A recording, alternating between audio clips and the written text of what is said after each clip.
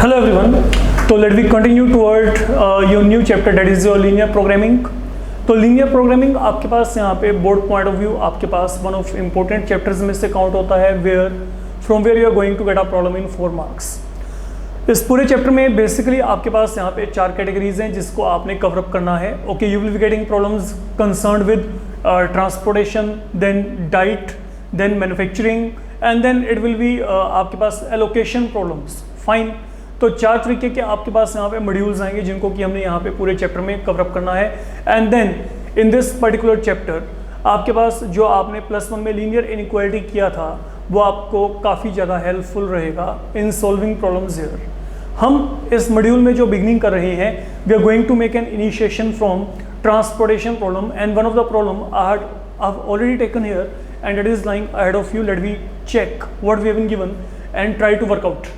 देखिए आपको यहाँ पे क्या दिया गया है, there is a factory located at each of 2 places P and Q and from these locations certain commodity is delivered to the 3 shops A, B and C। तो पहले हम यहाँ तक बात करते हैं। देखिए आपके पास यहाँ पे सपोज कर लेते हैं, हम इसको एक रफ स्केचिंग के थ्रू जो है कंटिन्यू करके चलते हैं। आपको यहाँ पे ये कोई भी 2 प्लेस हैं जहाँ पे आपके पास फैक्ट्री है, यहाँ पे फैक्ट्री P है एंड देन आपके पास यहाँ पे क्या है, there is a place Q where second factory is lying.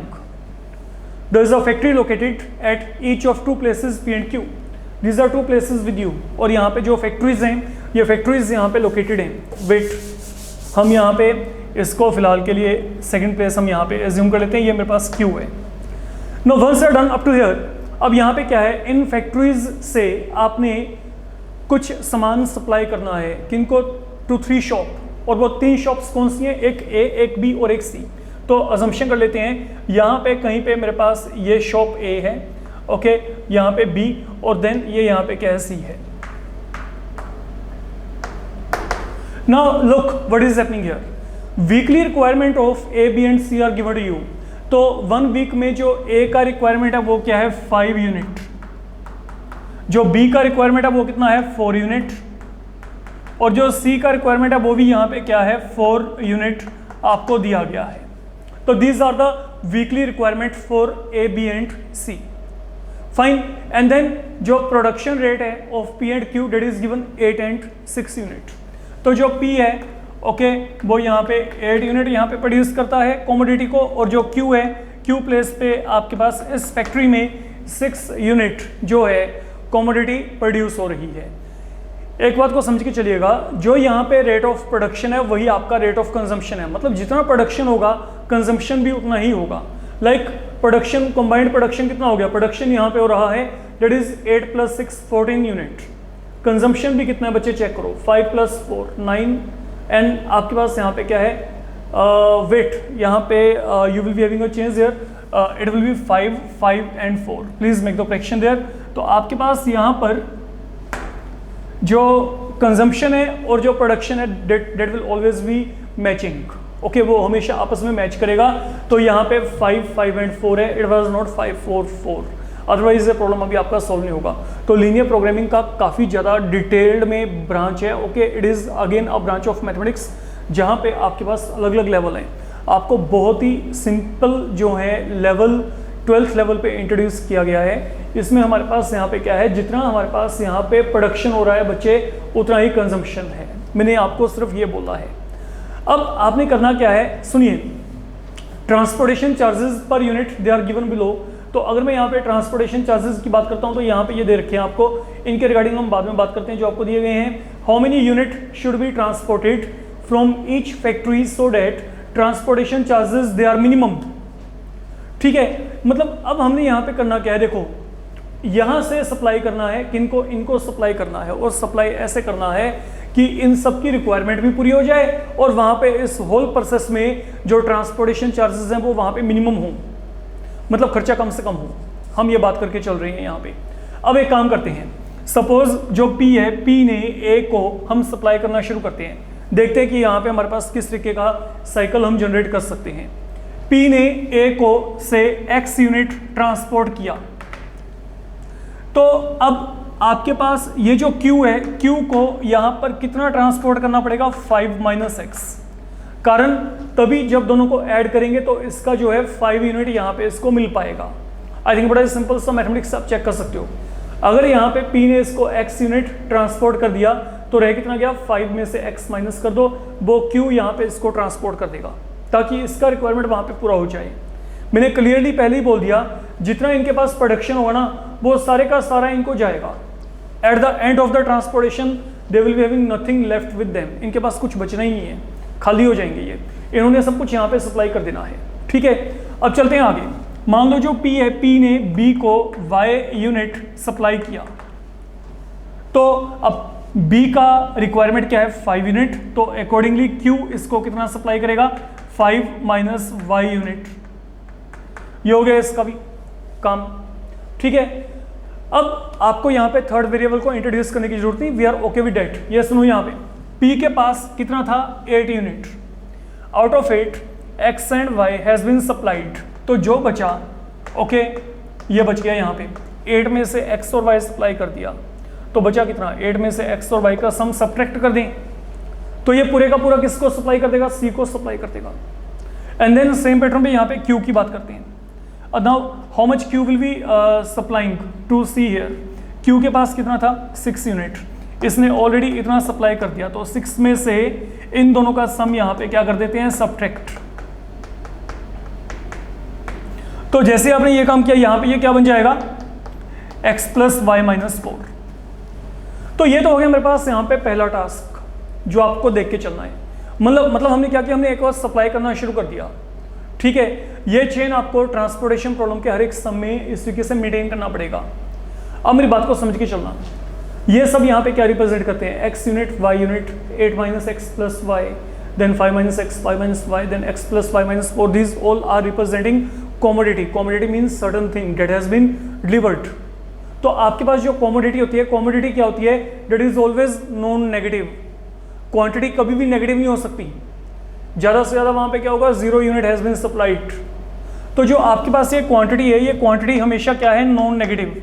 तो इट मीन x यहाँ पे क्या है, नॉन नेगेटिव है, y भी यहाँ पे क्या है, non negative, then 8 minus of x plus y भी नॉन नेगेटिव है, 5 minus x again non negative, 5 minus y non negative, and then x plus y minus 4 same.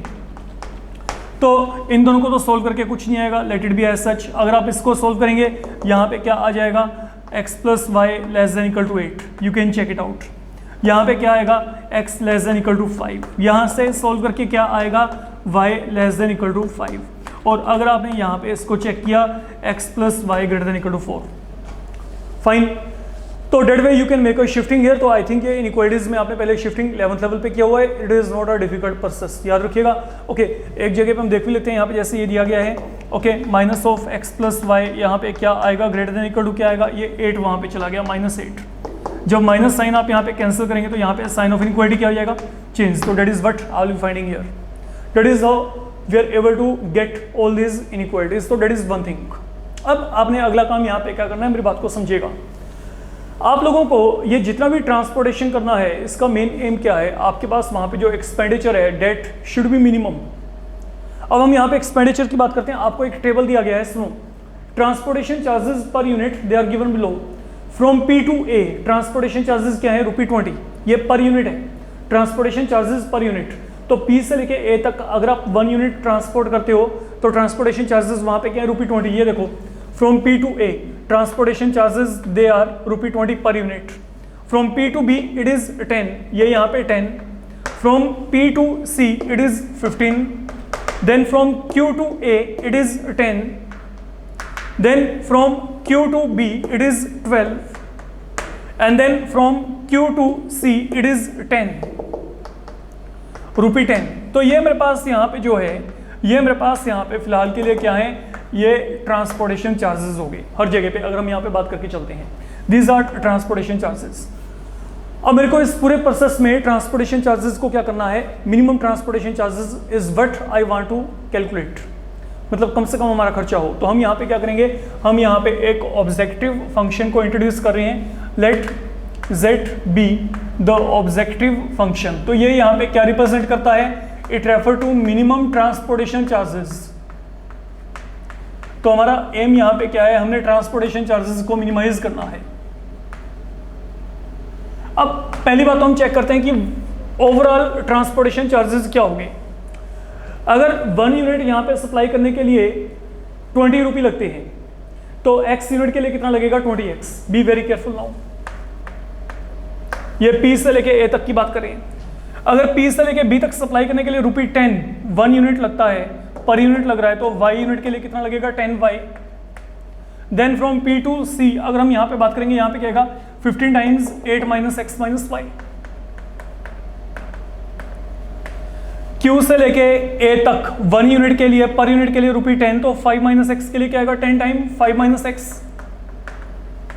Then it will be 12 time 5 minus y,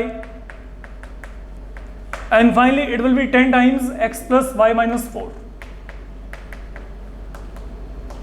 and then overall transportation charges है तो we will be adding them all। हम इन सबको यहाँ पे add कर देंगे। And be careful, इसको properly अपना सोल्व करके चलना है आप लोगों ने। अगर हमने इसको सोल्व किया तो यहाँ पे क्या आएगा? 20x, यहाँ पे 10y, 15 से मल्टीप्लाई कर दो through out, 15 8, 15 into x, 15 into y। अब चलते हैं आगे, 10 को 5 माइनस एक्स के साथ 10 into 5, 10 into x, then 12 into 5, 12 into y, and finally 10 को x प्लस वाई माइनस 4 के साथ 10 time x, 10 time y minus 14। तो इसको सोल्व करते हैं आगे।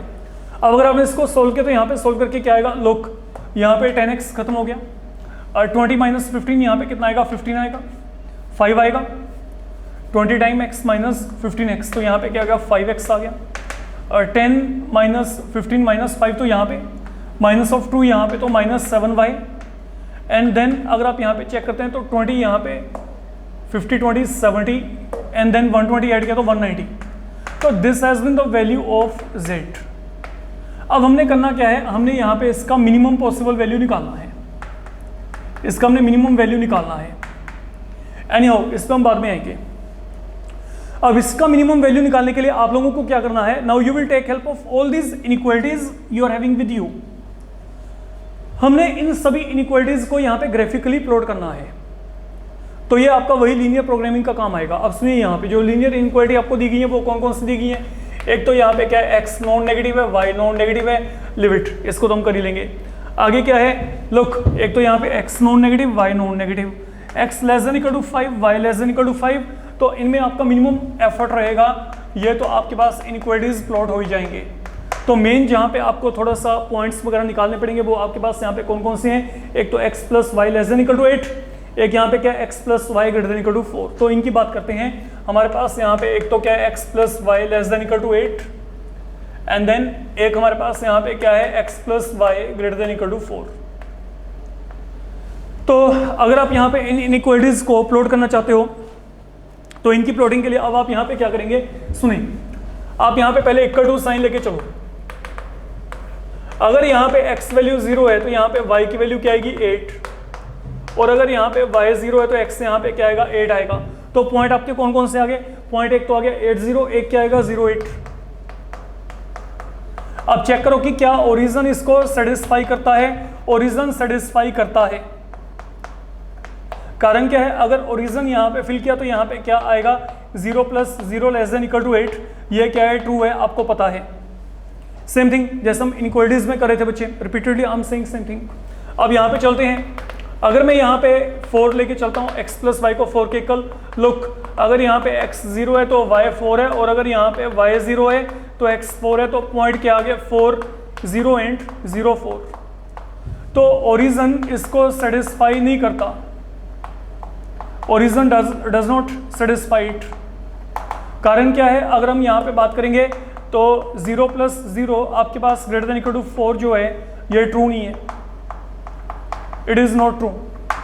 Anyhow now we are ready to make calculations here. अब हमने यहाँ पे क्या करना है? सबसे पहले तो हम इनको ग्राफिकली रिप्रेजेंट करके चलते हैं बच्चे। अब अगर आप यहाँ पे इसको ग्राफिकली रिप्रेजेंट करना चाहते हो, let we go ahead with x y scale here.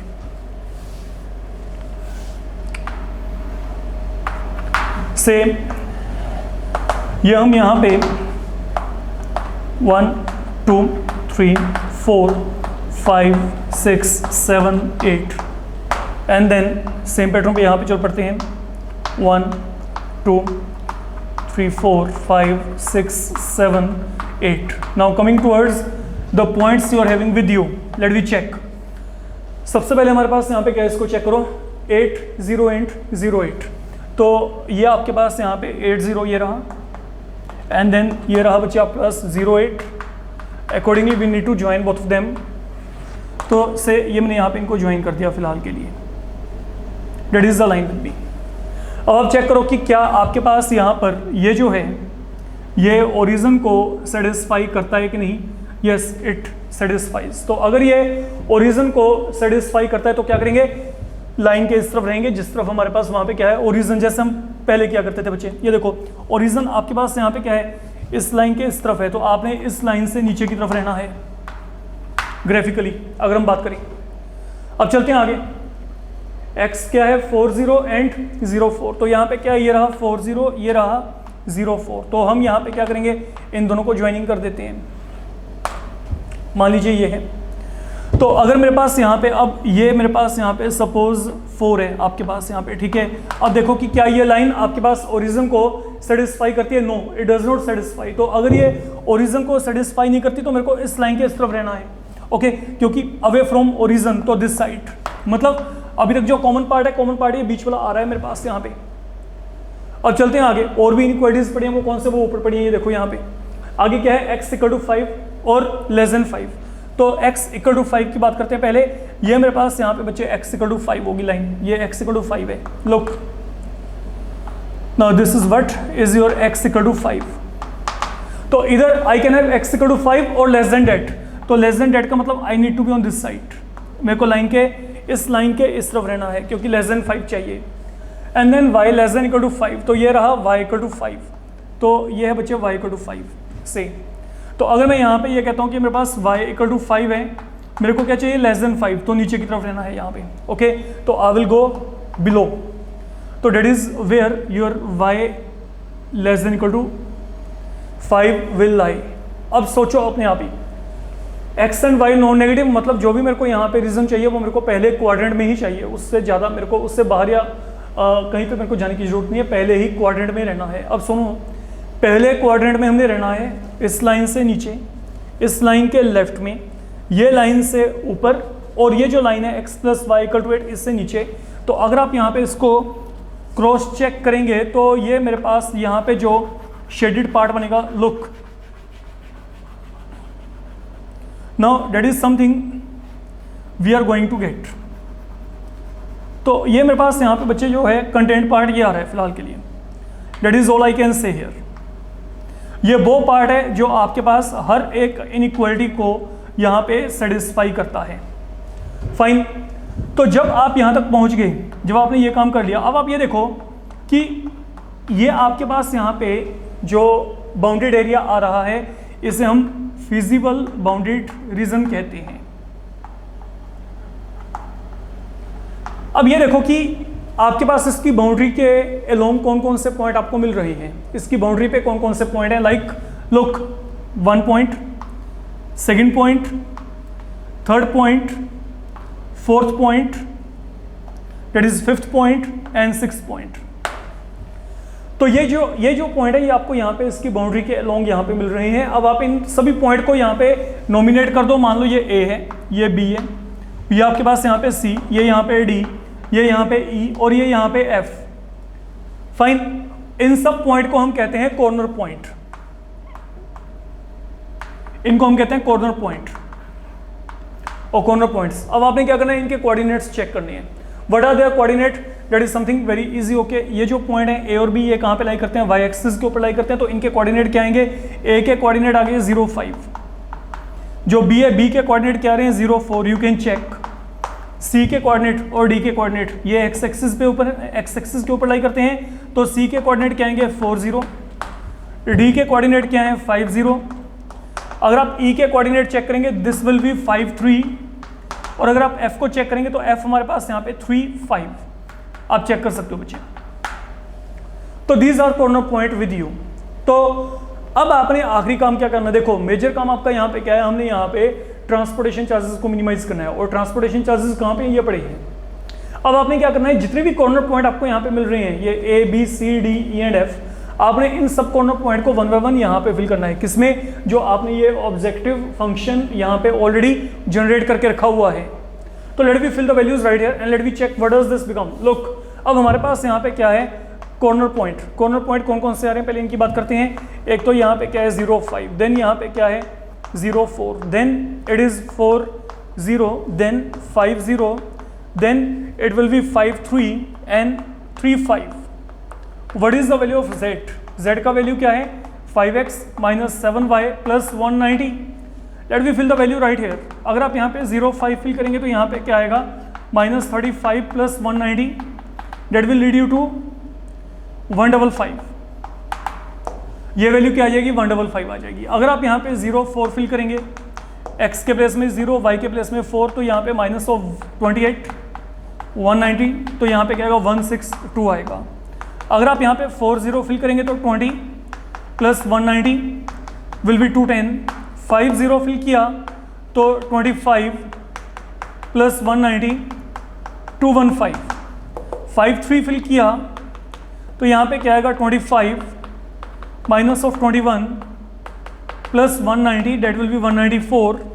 And 3 5 अगर आप यहाँ पे फिल करके देखते हो, look 15 minus 35 plus 190 will lead you to 170। अब आप ये चेक करो कि where is the minimum value, what is the minimum value lying here. तो मिनिमम वैल्यू क्या 155 है। एंड ये जो 155 वैल्यू, ये मिनिमम कहाँ पे है, जब पॉइंट क्या है 0 5। अब ये जो पॉइंट 0 5 है, इसका मतलब यहाँ पे क्या है, यहाँ पे x वैल्यू क्या है 0 है और y की वैल्यू क्या है 5 है। And now what x and y was here, x unit was the material supplied by P to A। तो मतलब जो P है वो A को कुछ भी सप्लाई नहीं कर रहा है यहाँ पे, और जो P है वो B को कितना सप्लाई करता है 5 यूनिट। आगे का कंसेप्ट आप खुद अपने आप देख सकते हैं। यहाँ पे देखो, अगर P ने इसको कुछ भी सप्लाई नहीं किया तो Q यहाँ पे कितना सप्लाई करेगा 5। ये देखो 5 माइनस 0, यहाँ पे कितना करेगा 5। अगर यहाँ पे P ने इसको 5 के 5 यूनिट सप्लाई कर दिया तो यहाँ पे Q कितना करेगा, नथिंग, क्योंकि इसका रिक्वायरमेंट पूरा हो गया। अब ये देखो, आपके पास यहाँ पे ऑन द होल यहाँ पे कुछ भी सप्लाई नहीं किया, यहाँ पे 5 यूनिट। अब यहाँ पे इसके पास P के पास कितना था 8, तो 8 में से nothing has been supplied here, 5 unit has been supplied here, तो यहाँ पे क्या रहेगा 3 यूनिट।